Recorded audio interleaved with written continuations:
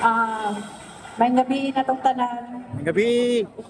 Distinguished guests, ladies and gentlemen, sa akong mga adopted na pamilya diri sa Davao, namely sila si Sir Lasa, sila si Sir Blasca, and then sa akong igagaw ang tatasala, salamat kayo no, manangari mo.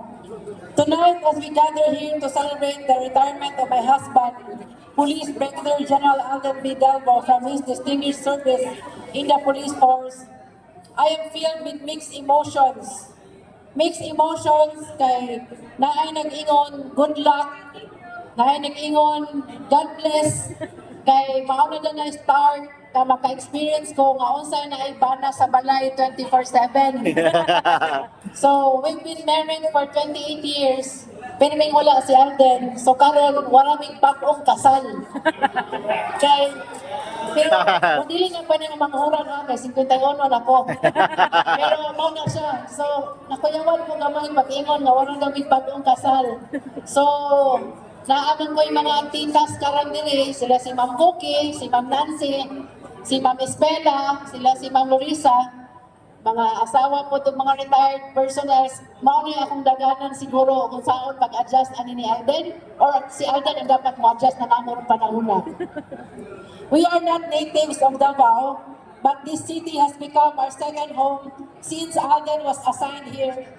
Coming to settle in a place unfamiliar to both of us was not an easy task. We have to start from scratch, create new friendships. So sa gikaingon ni Mayor Tata Sala, si Sir Lasa ang unang naghatag og break ni Alden sa City Mobile Group. Together sa iyang asawa nga si Ma'am Lasa o sa iyang upat ka mga anak nga nahimo na kong anak sa gawas, lima. So sila ko nauna na kong nahimog yung pamilya sa gawas.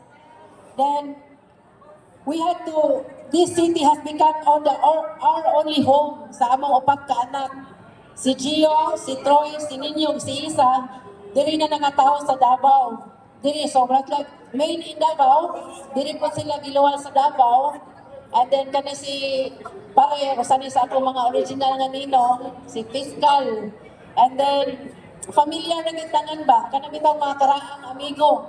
So, ganinang buntag ay, nagduha-duha mi ni Alden, nga moabot ba daw katunga ang bisita karong gabi? 300 ko ni katao mong i-anticipate pa, pero nagsige istorya nga.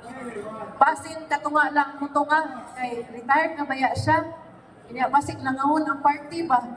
Pero karon nakakita ko, overwhelmed ko, kaya naani na lang amigo gyapon. So salamat sa pag-ari. This city has become our home, a place where we have grown, thrived, and succeeded, much to our joy and pride as parents. Because all of you, the people of Davao, welcome us with open arms. So, sa gikaingon ni Sir Leo Magno, pamilya po na namo na sila, kay katong gamay pa akong anak si Gio, ug mahutan ganing gatas, mudagan din ko nila ni Sir Leo Magno sa iyang tiyo, kay mangayo kong pangpalit og gatas. Anak, kalisod ang asawa sa pulis, kay gamay nagsuido niya itong una. Pero maski hindi na mo sila mga paryente, dasige lang yapon sila og suporta sa amoa. Due to this, each one of you holds a special place in our hearts. You have witnessed Alden's journey from a young police lieutenant back to 1995 to a one-star general. You have been there every step of the way, cheering him on. What a remarkable way to culminate his career, holding the highest position in the region, with all of you as witnesses to his incredible growth, both professionally and as a family man. As the wife of an officer, I have to take back the backseat and make sacrifices for Alden's career advancement. So kami mga asawa dire o pulis, maraming mga inatay. Inahan pa, tatay pa. Permanenteng wala ibana. Pero, i-congratulate niya po na ako kaming mga asawa kay we were able to survive na mahumitaw, nag-inusara mi nagpadako sa among mga anak. Pero karon sugod ugma, akong ihanok tanan ni Alden ang obligasyon sa balay. So, ganina sir, dito sa stage, itagaan ko nila ang katong ATM sa landbank. Wala ko dawata, sir. Kay ang kana akong ihatag ni Alden ang tanang binansa sa balay para mga na lang ko niya og allowance para makasuway siya unsa din ang grocery. Unsa din ang kuryente, ang tubig, ang tuition. Diba? So ako mo dawat na lang kong allowance. Ako di ay ang retire karon. Kay mahimo siyang budget officer ugma. So, our 28 years of marriage, like any other, has faced challenges and certainly hasn't been a bed of roses. So si Sir Bato, atong una, og mag-away ni, magsando lang na siya, mag-shorts, matog sa balay, kay iyahan ni Mosayo ni Alden. Same with Mayor Tata Sala, dili, tinuod mo na. Same with Mayor Tata Sala, mao po na daganan na mo, kay ako ni siya gihapsan atong una og golf club. Si Tata po'y nag-uwang na mo po.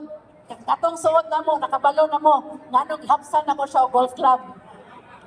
But tonight, we stand here in the presence of our loved ones to the Lord for giving us through it all and for granting us the opportunity to celebrate the successful end of Alden's police career with all of you. To those who have genuinely loved and support us throughout this journey, Sir Mao, bago lang ka sir no, katulad ka 2017, pero Ma'am Cookie, grabe na ang atong, i-grow na ta sa atong mga system ma'am, di na kita mabuwag ma'am, bisag unsaon kay, gikuha back mo na mong ninang o ninong kasal. So, wala ma'am, automatic ma'am, obligasyon kanimong duang Alden ma'am.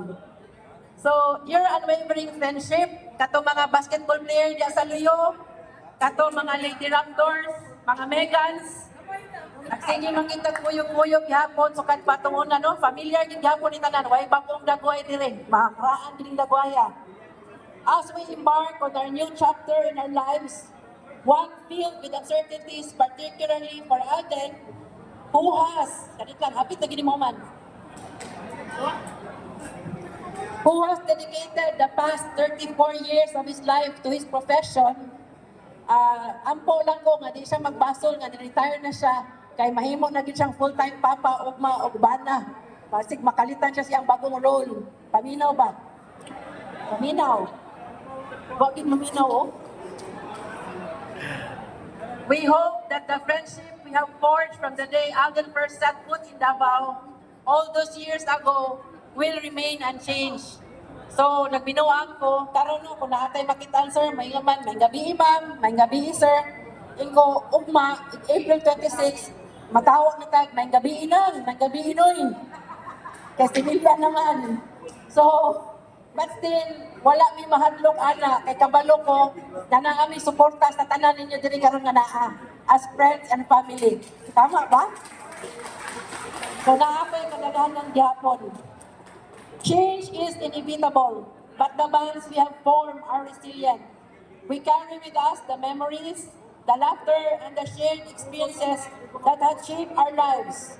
We may be entering uncharted territory, but we have taken solace in the knowledge that we have a network of support, love, and friendship that will endure. So kani, mao na niya among suporta ni Alden, maski civilian na si Alden. Kulitahon kita mo, bahala mo, nga nangarin mo dire. So, ang atong pagka-amigo, ang atong pagka-pamilya, kinahanglan magpadayon. In conclusion, I would like to express my deepest gratitude to each one of you present here tonight. Your presence means the world to us. Thank you for being part of our lives, for celebrating this milestone with us, and for being the pillars of strength that have sustained us throughout the years. We are eternally grateful and we look forward to the next chapter of our lives with hope, excitement, and knowledge that we are surrounded by the love and support of incredible individuals like yourselves. Daghan kayo salamat. And lastly, mabuhay ang bagong kasal. Ladies and gentlemen, a big round of applause for the ever supportive wife.